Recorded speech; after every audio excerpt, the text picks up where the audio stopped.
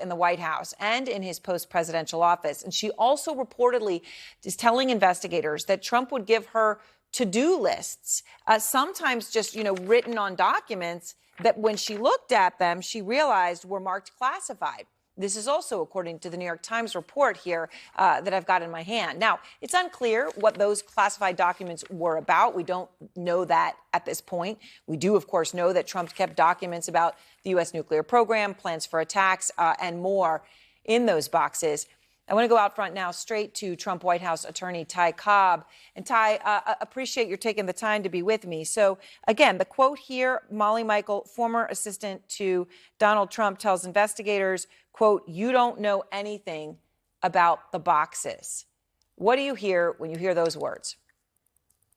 I hear Trump, really for the first time in terms of the way this evidence is rolled out, speaking in the terms of a mob boss, giving a direct order to somebody that he probably should have no reason to believe, would lie for him, but expecting her to do so. It's not like, Nada, who would do anything for him, and, other people whose loyalty he, had procured or never doubted.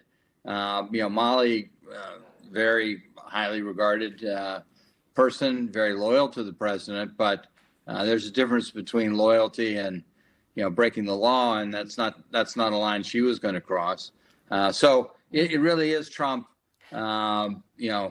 directly ordering obstruction, and that will certainly be helpful to enhance the credibility of others who will testify about the obstruction, like Mr. Taveras, with regard to the destruction the videos. Of the videos. And let me ask you about that. I want to ask you another question about Molly Michael, but let me ask you about that too, because Mr. Taveras is the IT manager who ostensibly, who had originally, stood by the former president, and then when he switched legal representation, said that his story had changed, and he said that the property manager at Mar-a-Lago asked him at Trump's request to delete the security footage requested by the Department of Justice about moving those boxes.